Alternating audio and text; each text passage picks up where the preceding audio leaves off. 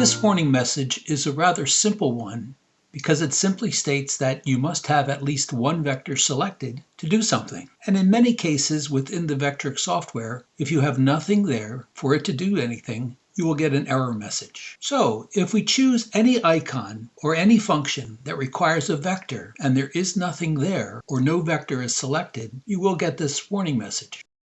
The interesting part about this error is that there are at least 11 instances of it throughout the software. So the Vectric software is very, very heavily based upon vectors to produce the work required. Thanks for watching.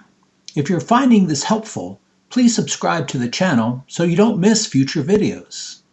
And if you have any questions or comments, you can contact us at mm@mezalick.com. Enjoy!